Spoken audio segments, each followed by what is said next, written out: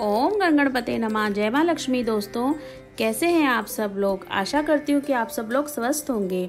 आज मैं आपको वैशाख माध्यम के 15वें दिन की कथा सुनाने जा रही हूँ। और साथ ही में यदि आप किसी मुकदमे से परेशान हैं या आपके जो है पैसे बहुत रोग में वेस्ट हो रहे हैं, तो आप कौन सा कपड़ा दान करें और किस दिन दान करें, यह मैं आपको टिप दूंगी कथा के लास्ट में।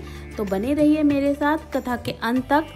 और अब सुनते हैं हम वैशाख माध्यम का 15वां अध्याय। राजा ने सारे शहर में ये सूचना करवाई कि 8 वर्ष की आयु से लेकर 80 वर्ष तक की आयु का जो भी मनुष्य मेष की संक्रांति में सूर्योदय से पहले स्नान नहीं करेगा, वह दंडनीय समझा जाएगा और उसे शहर से निकाल दिया जाएगा। पुत्र, भार्या, इष्ट मित्र चाहे कोई भी हो, वैशाख मास के धर्म का पालन नहीं करेगा, मैं उसको चोर के समान दंड दूंगा। प्रातः काल उठकर पवित्र जल में स्नान करो, स्थान स्थान पर पानी की व्यवस्था करें, यथाशक्ति योग्य ब्राह्मणों को दान तथा अन्य धर्म के कार्य करो। प्रत्येक गांव में एक उपदेशक करने वाला विद्वान पंडित नियुक्त कर दिया गया तथा 5 गांवों पर एक अधिकारी भी नियुक्त किया गया। इस प्रकार चक्रवर्ती राजा के शासन में यह धर्म वृक्ष सारे देश में भली प्रकार से फैल गया। इस राज्य में जो पापी मर जाते थे वे भी वैकुंठ को प्राप्त होते थे। वैशाख मास से मुक्त होकर कोई भी प्राणी यमपुरी को नहीं जाता। इस कारण उस सूर्यवंशी राजा ने यम के सब लेखों को मिटा दिया। मनुष्यों के जो भी पुराने क्रम थे वे सब नाश हो गए। चित्रगुप्त के लिए लिखने के लिए कुछ भी ना रहा तथा सभी नरक खाली हो गए। तब एक समय नारद जी यमराज जी के पास जाकर कहने लगे, राजन, नरक में पहले जैसा हाहाकार शब्द सुनाई नहीं देते। चित्रगुप्त के पास भी लिखने को कुछ नहीं है। हाथ पर हाथ रखे मुनि बैठे हैं। बड़े बड़े पापी भी अब तुम्हारे लोक में नहीं आते। इसका क्या कारण है? तब धर्मराज कहने लगे कि हे महामुनि, एक राजा पृथ्वी पर हुआ है। वह अपने राज्य में सभी को आज्ञा दे दी है कि जो कोई भी वैशाख मास के धर्मों का पालन नहीं करेगा वह दंडनीय है। इसलिए उसके मास के धर्मों का पालन कर वैकुंठ को जा रहे हैं। कर्मों के नाश के लिए चित्रगुप्त के लिखने के लिए कुछ भी ना बचा और काठ की मूर्ति के समान चित्रगुप्त जी बैठे रहते हैं। अब तो युद्ध करके उस राजा को मारूंगा, क्योंकि मेरे पास भी अब कुछ काम ना रहा और सेवक व स्वामी का कार्य अवश्य करना चाहिए।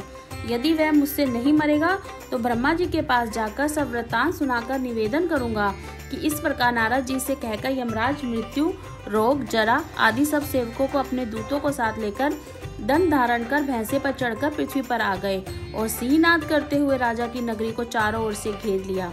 इससे समस्त प्रजा अत्यंत भयभीत हो गई। राजा भी यह सुनकर कि यम ने नगर को घेर लिया है, अपनी सेना को सजाकर नगर के बाहर आया। राजा ने थोड़ी देर में मृत्यु काल में रोग और यमराज के दूसरे दैत्यों को मारकर भगा दिया। तब भैंसे पर सवार यमराज स्वयं राजा के सम्मुख आए और भीषण गर्जना करके राजा पर बाण चढ़ाने लगे। राजा ने 3 बाणों से उसके धनुष को काट दिया। अब यम ढाल और तलवार लेकर राजा को मारने के लिए चला। तब राजा ने उसकी ढाल तलवार को भी काट दिया और काले सर्प जैसी फुंकार मारता हुआ क्रोधित होकर बाण यम के मस्तक पर मारा। तब यमराज क्रोधित हो दंड उठाया और उसे ब्रह्मास्त्र से अभिमंत्रित कर राजा पर छोड़ दिया। उस समय बड़ा हाहाकार मच गया। तब विष्णु भगवान ने अपने भक्त की रक्षा के लिए सुदर्शन चक्र छोड़ा, जो युद्ध स्थल में आ पहुंचा और दंड से युद्ध होकर ब्रह्मास्त्र का निवारण करता हुआ यमराज को मारने लगा। यह देखकर वह भक्त राजा भयभीत होकर चक्र की स्तुति करने लगा कि हे भगवान विष्णु के हाथ के आभूषण, सहस्त्र बार में तुम्हें मेरा नमस्कार है। भगवान, तुम्हारे सारे लोगों की रक्षा करने के लिए इसे धारण करते हो, क्योंकि जो देवताओं के द्रोही हैं तुम उनके काल हो। सो हे जगपते, इस यम की रक्षा करो। ऐसी स्तुति सुनकर यम को राजा के पास छोड़कर स्वयं वैकुंठ को चला गया। फिर यम उदासीन होकर ब्रह्मलोक में ब्रह्मा जी के पास गया। उसने इस प्रकार देखकर सब सभागण विस्मित होकर आपस में कहने लगे, यम का यहाँ पर कैसे आना हुआ? कहीं ब्रह्मा जी के दर्शन को तो नहीं आए हैं? इसको तो कभी क्षण भर भी अपने आप काम से अवकाश नहीं मिलता।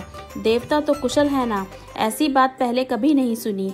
यह सब कह ही रहे थे, तभी प्राणियों का स्वामी और सूर्य का पुत्र यम ब्रह्मा जी के चरणों में इस प्रकार गिर गया जैसे जड़ से कटा हुआ वृक्ष निराश्रित होकर पृथ्वी पर गिर जाता है। यम त्राही त्राही पुकारने लगा कि हे देवेश, मेरा अत्यंत अपमान हो गया। मेरे वस्त्र व बही खाते फाड़ डाले और मुझे अत्यंत पीटा गया। मेरी प्रतिष्ठा और मर्यादा सब भंग हो गई हैं। हे कमलासन, आपके होते हुए भी मेरी यह दुर्गति हुई है। ऐसा कहकर वह पृथ्वी पर गिर गया। तब वहाँ पर बड़ा कोलाहल हुआ। सब आपस में विचार करने लगे कि स्थावर जंगम सबको खाने वाला, मनुष्यों को संताप देने वाला दुखी कैसे हो गया। तब पवन ने आकर ब्रह्मा जी की आज्ञा अनुसार सबकी वाणी रोक दी और अपनी विशाल भुजाओं से यम को उठाया।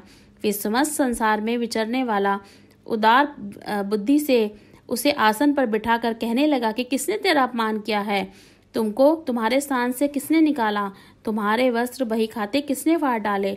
सो यह वृतांत तुम ब्रह्मा जी के सम्मुख कहो, वह सबके पितामह हैं, वह तुम्हारा भी दुख अवश्य दूर करेंगे। यहीं पर वैशाख माध्यम का 15वां अध्याय समाप्त होता है।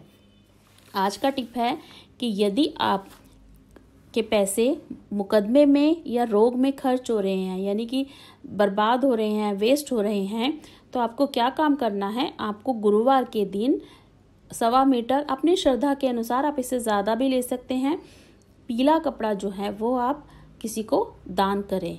उससे जो है आपके रोगों में भी आपको फ़ायदा मिलेगा और मुकदमों में भी सफलता मिलेगी। बोलिए जय श्री राधे। ओम नमो भगवते वासुदेवाय नमः।